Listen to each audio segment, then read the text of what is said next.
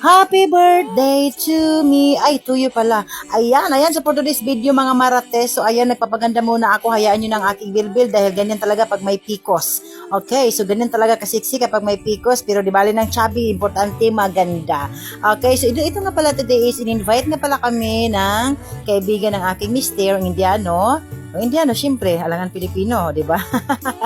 Ayan, so 1-year-old nga pala ang kanilang baby ngayon, si Gershan, 1-year-old. So, in-invite kami at dito kami ngayon sa restaurant ng Las Piñas, dito sa PB Wally 29, PB29 Wally Restaurant. So, gano'n na yon. So, ito na pala ang bata na yan. Iyan nga pala ang my birthday. So ito nga pala ang mga ulam na inihanda ng aking kaibigan na may-ari dyan, kaibigan ko nga pala yung babae dyan na asawa ng Indiano. So meron dito sweet and sour pork, chicken adobo, fried chicken, and buffalo wings, and meron din silang hot and spicy spaghetti, charot.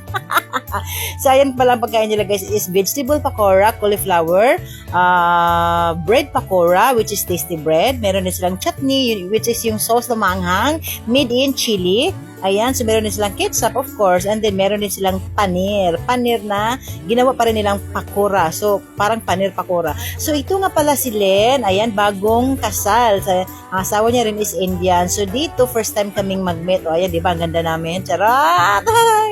So ayan nga, itinuturo ko na dito. Ayan yung pagkain nila dito. Chicken adobo, fried chicken, buffalo wings, charot. Ayan, natatawa-tawa. Vegetable kasi guys, yung birthday celebrant kasi both silang vegetarian, mag-asawa vegetarian. So ang inihandang food dito is vegetarian lang talaga. No more chicken, no more meat, no more basta meat, fish, chicken, wala talaga. So we eat vegetables here. Napakaanghang talaga. It's very hot and sexy. I mean, very hot and spicy nga pala. Diyos ko, marimar, tulo. Laway namin ni Len. Tulo ang aming mga supan sa sobrang anghang ng pagkain. So, ayan nga pala. Ayan, magsisimula na daw kami. So, habang tapos kaming kumain ay magsisimula na daw kaming picture taking. Magkakating na ng cake si Mrs. and Mr. together with their baby. Ayan, a little boy. Napaka-cute and napakataba yan. Ayan, susubuan na daw niya ng cake yan. Magsusubuan na daw silang dalawa. Ayan, so magsusubuan ng adas lang dalawa. Ayan. So anyway guys, ganito nga pala. Pag 1-year-old yung baby, ganito po sila mag-birthday. Lahat po ng bisita o hindi ka pwedeng pupunta kung wala kang cash gift. Charot. Pwede naman pumunta. Ayan, so ito nga pala is niriregaluhan niya yung kanyang first baby boy ng gold necklace at nagbibigay din siya ng gold ring sa kanyang wife. So, syempre, dahil nga first birthday, so kailangan ganon. Iwan ko lang sa iba kasi yung pinsan ni Rocky, ganon din yung nakikita ko, niriregaluhan din niya ng gold necklace yung kanilang anak na babae. First baby kasi yan guys. So, ngayon guys is magpipicture taking na daw kami. So, siyempre, ang mga bisita ay pupunta na dyan, susubuan ng cake yung baby, yung Mrs., yung Mr., and then picture. So, ganun guys, mag-birthday ang mga Indians. Okay? Tapos, kapag pupunta ka, lahat ng pupunta na bisita is kailangan mong magbigay ng regalo. Depende sa'yo kung cash or gamit. So, ganun sa mga Indian guys, di ba? Ganun sila kabonggacious mag-birthday dahil you have to give a cash gift to the birthday celebrant. Uy, English yun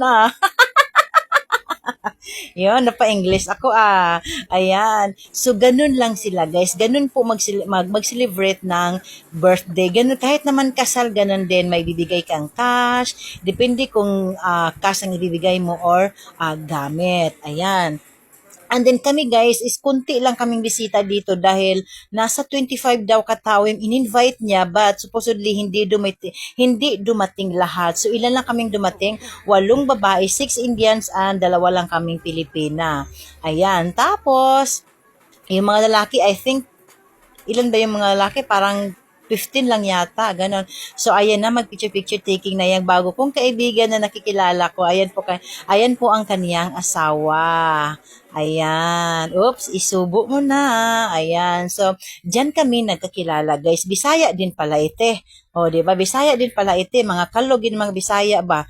So, So ganun guys, ganon pinapaliwanag ko sa inyo kung kung sa mga Pilipina diyan na may juwang Indian or may asawa, so alam nyo to. Pero kung yung Pilipina diyan na magjujuwa pa lang ng Indian or mag-aasawa pa lang ng Indian, ganito po dapat maghanda kayo kapag magkaanak kayo, dahil pag once na nag-birthday ang anak nyo, kailangan mong maghanda ng pera para ibayad dyan sa venue.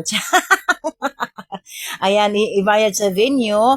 And then yung kada ulo dito guys is 700 pesos.